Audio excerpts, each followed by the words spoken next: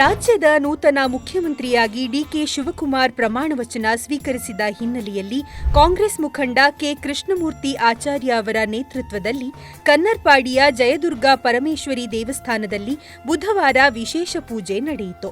ಈ ಸಂದರ್ಭದಲ್ಲಿ ದೇವಿಗೆ 136 ಅಟ್ಟೆ ಮಲ್ಲಿಗೆ ಹೂಗಳನ್ನು ಸಮರ್ಪಿಸಿ ವಿಶೇಷ ಆರತಿ ಬೆಳಗಲಾಯಿತು. ನೂತನ ಮುಖ್ಯಮಂತ್ರಿಯ ಯಶಸ್ವಿ ಆಡಳಿತ ಹಾಗೂ ರಾಜ್ಯದ ಅಭಿವೃದ್ಧಿಗಾಗಿ ಪ್ರಾರ್ಥನೆ ಸಲ್ಲಿಸಲಾಯಿತು. ಸನ್ಮಾನ್ಯ ಡಿ.ಕೆ.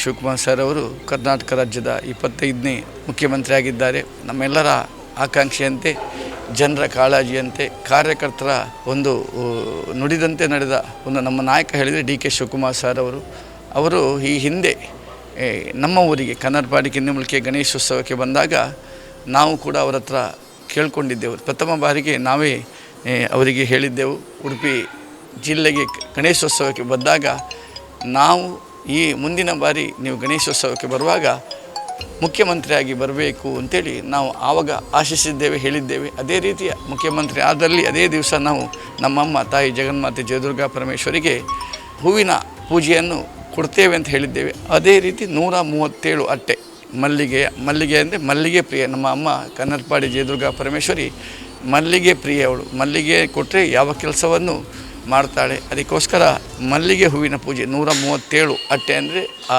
ಅಟ್ಟೆ ಹೂವಿನ ಮಲ್ಲಿಗೆ ಹೂವಿನ ಪೂಜೆಯನ್ನು ನಾವು ಮಾಡ್ತಾ ಇದ್ದೇವೆ.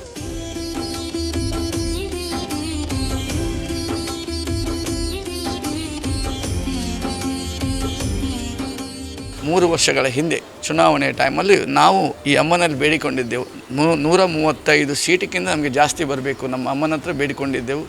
ಆವಾಗ ಬೇಡಿಕೊಂಡಾಗ ಸಮೇತ ದೇವಸ್ಥಾನಕ್ಕೆ ಶುಕ್ರವಾರ 9 ಅಟ್ಟೆ ಹೂವು ಇಟ್ಕೊಂಡು 5 ಶುಕ್ರವಾರ ಉರುಳು ಸೇವೆ ಮಾಡ್ತೇವೆ ಅಂತೇಳಿ ನಾವು ಹೇಳಿದ್ದೆವು. ಅದೇ ರೀತಿ 5 ಶುಕ್ರವಾರ ಕೂಡ ಉರುಳು ಸೇವೆ ಮಾಡಿದ್ದೇವೆ. 9 ಅಟ್ಟೆ ಮಲ್ಲಿಗೆ ಕೊಟ್ಟು ಆವತ್ತು ಕೂಡ ಹೂವಿನ ಪೂಜೆ ಮಾಡಿದ್ದನ್ನು ನಾವು ನೆನಪಿಸಿಕೊಳ್ತೇವೆ. ಇದು 2ನೇ ಬಾರಿ ನಮ್ಮಮ್ಮ ನಮ್ಮ ಆಸೆಯನ್ನು ಈಡೇರಿಸಿದಾಳೆ. ಅದಕ್ಕೋಸ್ಕರ ನಾವೆಲ್ಲ ಒಟ್ಟಾಗಿ ನಮ್ಮ ಕನ್ನರ್ಪಾಡಿ ಕಿನ್ನಿಮುಲ್ಕಿ ಹಾಗೂ ಆಸುಪಾಸಿನ ಎಲ್ಲ ಊರಿನವರು ಒಟ್ಟಾಗಿ ಹೂವಿನ ಪೂಜೆಯನ್ನು ಅಮ್ಮನಿಗೆ ನೀಡ್ತಾ ಇದ್ದೇವೆ. ಡಿ.ಕೆ. ಶಿವಕುಮಾರ್ ಸರ್ ಹತ್ರ ನಾವು ಅವಿಭಜಿತ ದಕ್ಷಿಣ ಕನ್ನಡ ಜಿಲ್ಲೆ ಮತ್ತು ಉಡುಪಿ ಜಿಲ್ಲೆಯಲ್ಲಿ ನಾವು ತುಂಬ ಆಕಾಂಕ್ಷೆಗಳನ್ನು ಇಟ್ಕೊಂಡಿದ್ದೇವೆ. ಅದು ಏನಂತ ಹೇಳಿದರೆ ಅಭಿವೃದ್ಧಿಯ ಪಥದಲ್ಲಿ ನಾವೀಗ ಸಾಗ್ತಾ ಇದ್ದೇವೆ. ಉಡುಪಿ ಮಂಗಳೂರಲ್ಲಿ ದೇಶದಲ್ಲೇ ಒಂದು ಶ್ರೀಕೃಷ್ಣ ಮಠ ಇದೆ, ಮಣಿಪಾಲ ಇದೆ, ಇನ್ನಿತರ ಹಲವು ಸಂಸ್ಥೆಗಳಿವೆ.